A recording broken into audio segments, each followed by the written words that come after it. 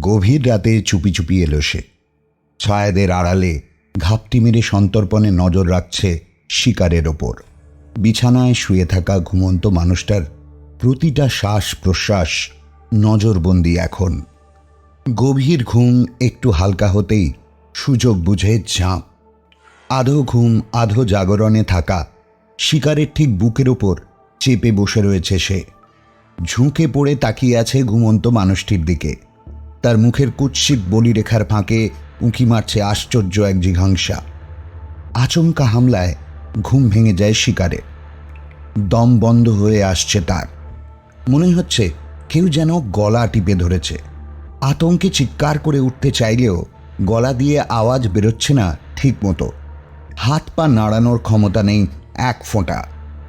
ঘুম ভেঙে গেলেও অসাড় সারা শরীর, যেন হঠাৎ প্যারালিসিসে অকেজো হয়ে গিয়েছে হাত পা। কে চেপে বসে বুকের ওপর? কে ছিনিয়ে নেবে মনের সব শান্তি? রোমান সাম্রাজ্য হোক বা তারও আগে সুমেরু সভ্যতা, তার উপস্থিতি সর্বত্র।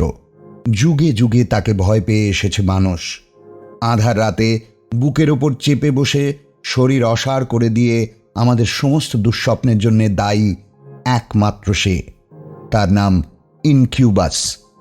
মানে, কে এই ইনকিউবাস? বেশ কিছু ইউরোপীয় লোককথা অনুযায়ী ইনকিউবাস হলো এক ধরনের ডেমন, যারা দুঃস্বপ্নের বাহক। কোনো কোনো লোককথায় বলা হয়েছে এই ইনকিউবাস ঘুমন্ত নারীর সঙ্গে সঙ্গমে রত হয়। ইনকিউবাসের ফিমেল ফর্ম বা নারী সংস্করণকে বলা হয় সাকিউবাস। এরা ঘুমন্ত পুরুষের স্বপ্নে এসে তাকে নিজের মোহিনী রূপে সিডিউস বা প্রলুব্ধ করে, তার দিকে টানে অমোঘ কামাকর্ষণে। পুরুষ বহ্নি পতঙ্গের মতো তার মায়ায় ডুবে ধেয়ে যায় তার দিকে, আর খোয়ায় নিজের সব জীবনী শক্তি। দুঃস্বপ্ন ঘিরে ধরে তাকে। মনে রাখতে হবে, এই দুঃস্বপ্নকে বোঝাতে আমরা নাইটমেয়ার শব্দটি ব্যবহার করি। এখানে এই মেয়ার শব্দটি এসেছে ইনকিউবাসের ওল্ড নর্স ভার্সন মারা থেকে। এই মারা শব্দের মূল ক্রিয়াপদটি হল মেরন, যার অর্থ দুমড়ে মুচড়ে দেওয়া। ইনকিউবাসের খপ্পরে পড়লে সে তো শারীরিক মানসিকভাবে দুমড়ে মুচড়েই দেয় তার শিকারকে। একাধিক উপকথা অনুসারে এই মেয়ারকে আলাদা একটি অস্তিত্ব হিসেবে কল্পনা করা হয়েছে, যারা ক্ষতিকর এবং বিপজ্জনক। তবে সবকটি লোককথা অনুযায়ী এরা ঘুমন্ত মানুষের বুকের উপর চেপে বসে এবং নিয়ে আসে দুঃস্বপ্ন বা নাইটমেয়ার। এর সঙ্গে পাওয়া যায় ওল্ড হ্যাগের গল্প। ওল্ড হ্যাগকে নাইট হ্যাগও বলা হয়।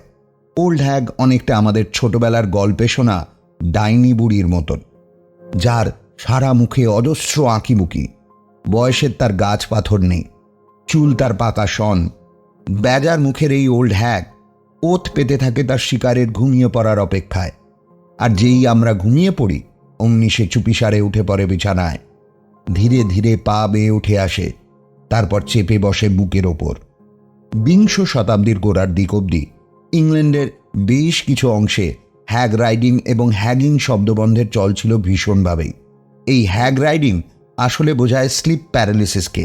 এই স্লিপ প্যারালিসিস এক ধরনের স্লিপ ডিসঅর্ডার, যার সঙ্গে জড়িয়ে আছে নানা গল্পকথা। আধো ঘুম আধো জাগরণের এই সময়টায় মস্তিষ্ক কাজ করলেও হাতে পায়ের পেশি সক্রিয় হয়ে ওঠে না, তাই সাময়িকভাবে শরীর অকেজো বা প্যারালাইজড হয়ে থাকে।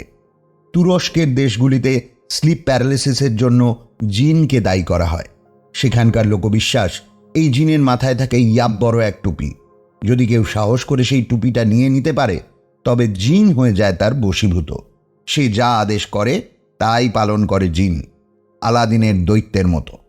আমাদের এই বাংলায় একে বলে বোবায় ধরা, কারণ স্লিপ প্যারালিসিসের সময় মনে হয় চিৎকার করছি, অথচ গলা দিয়ে আওয়াজ বেরোচ্ছে না। যুগের সঙ্গে তাল মিলিয়ে অবশ্য স্লিপ প্যারালিসিসের সঙ্গে জুড়ে গিয়েছে আরও কিছু ধারণা। যেমন কেউ কেউ মনে করেন যে ওই সময়ে ভিন গ্রহীরা হানা দেয়, আর দুঃস্বপ্নে আমরা যা দেখি তা আসলে অজানা এক বিশ্ব, এমনই সময় যার অস্তিত্ব আমরা টের পাই না। অতএব ডাইনি বুড়ি হোক কিংবা ভিন গ্রহের জীব, রাতে ঘুমোতে যেতে সাধু সাবধান।